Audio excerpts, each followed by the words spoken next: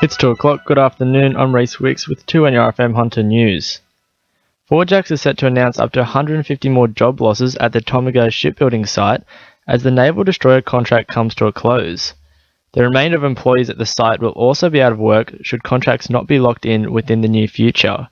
New South Wales Secretary for the Australian Workers Union Tim Ayres has appealed to Defence Minister Kevin Andrews to act on changing how ship contracts are given. Kevin Andrews shouldn't just talk about it, he should do it.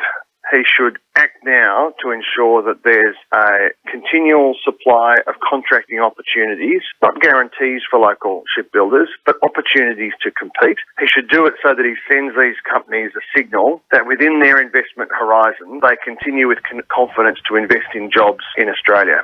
However, Patterson MP Bob Baldwin says it is up to Forjax to stay in business and not the responsibility of the government. There is no immediate ship work that can be placed there this week, next month, or in the immediate month. They need to work on that and address that situation as a company. We are progressing ship works as quick as we can, but at the end of the day, it will be up to Forjax whether they tender and bid on this work or indeed any other work to keep their company viable.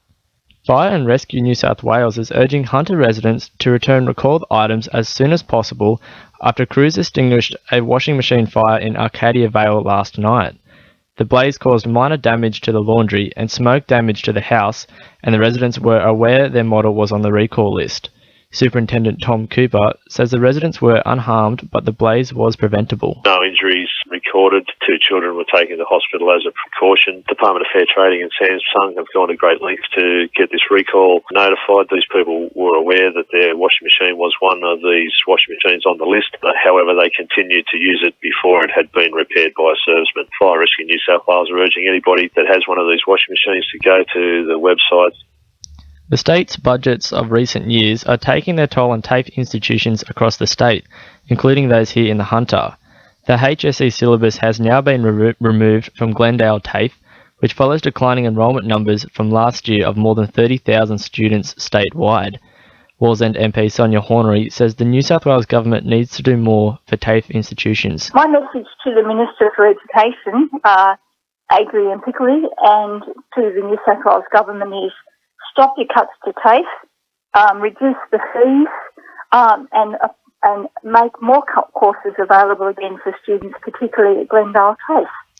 Fly Pelican have recently announced an increase in the number of flights from Newcastle to Canberra, which will take off on Monday, Thursday and Friday as of July 20th.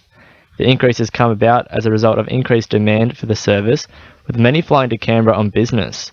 Fly Pelican CEO Paul Graham is hoping to further increase frequency. The service has always been in demand. It used to operate with a larger aircraft, and with our 19-seat aircraft we can offer more frequency, and certainly on the Mondays, Thursdays and Fridays, and hopefully we can increase on that capacity in the future as well.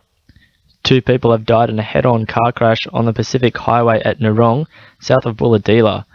Early investigations indicate a northbound car crossed to the wrong side of the highway and collided with a southbound ute. The 72-year-old female passenger in the car died at the scene. The 72-year-old driver died shortly afterward. In finance, the All Ords is up 15 points at 56.85, and $1 Australian dollar is buying 77.38 US cents. Sport for our sponsor, NewcastleCheapestCars.com.au. Bulldogs halfback Trent Hodkinson is in talks with Newcastle as his contract comes to an end this season. The 26-year-old met with Knights officials yesterday, though coach Rick Stone is quick to downplay a rush towards mid-season signing. Meanwhile, forward Corbin Sims says he's ready to go head-to-head with the Broncos on Friday. Fellow forwards Cade Snowden, Jack Stockwell, David Falongo and Chris Houston are out this week, with Stone looking to recall injured playmakers Jared Mullen and Tyrone Roberts for the Brisbane clash.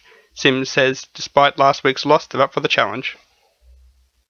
Our team chemistry's there. Our enthusiasm around training has been great. We had a really good week last week, and unfortunately we just didn't nail it down in a few areas there. And having Bronx up at Suncorp, they're top side. They're in good form at the moment, so got our work cut out for us. In soccer, the Jets are close to finalising a head-off performance and are looking at a short list of goalkeeping coaches to join head coach Scott Miller. Miller takes on the squad from July 6th, and forums are still being held to hear community concerns on the club's future. Another forum will take place in Newcastle Panthers tonight from 6:30 to 8:30. That's sport. I'm Gary Lysart. 2 and your FM news time is 2:05.